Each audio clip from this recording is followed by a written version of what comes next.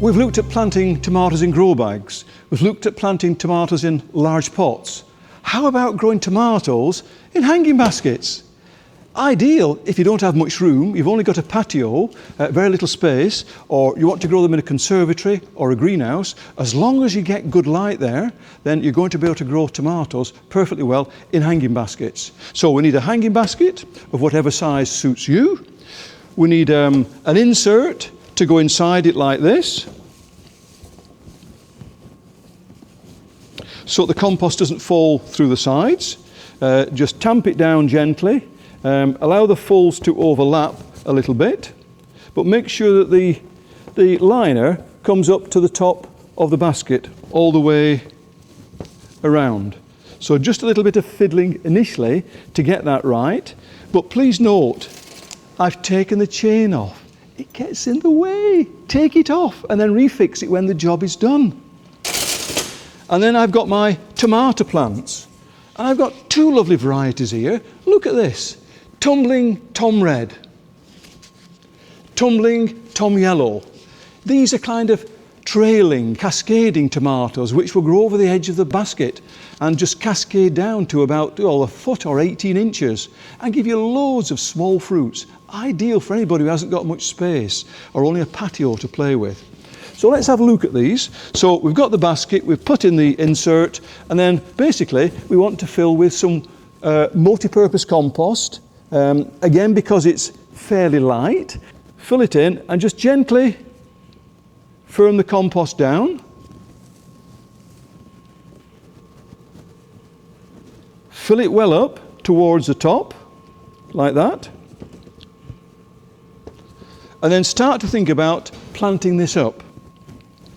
So let's think about, say, a yellow one going in there.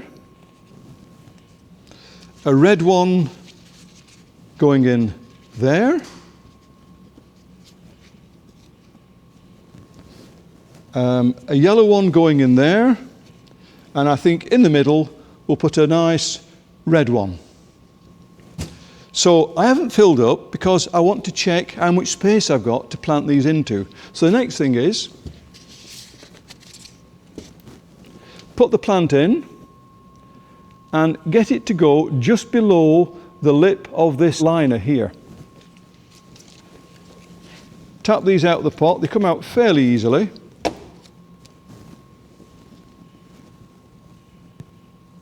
That's ideal. Slope the plants towards the edge of the container because they are going to trail and that helps the job along.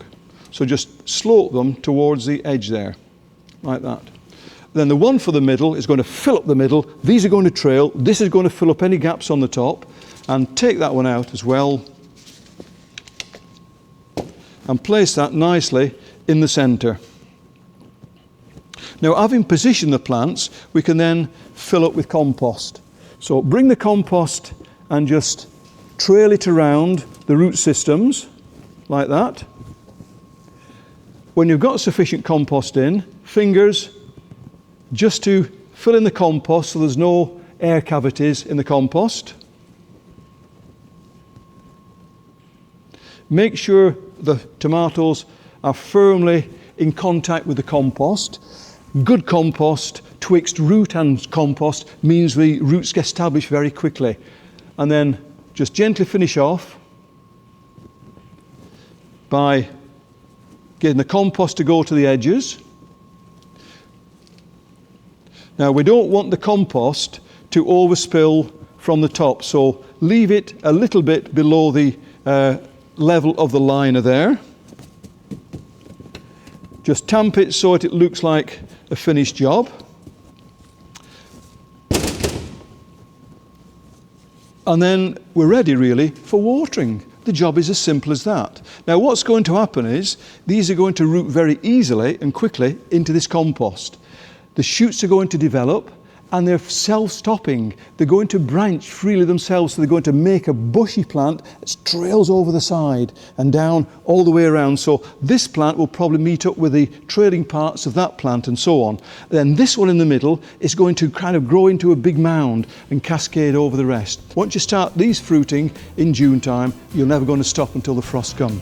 So this is going to be a cacophony of colour, flowers and fruit, an eclecticism of delight. We're on to something good here, folks. Enjoy it.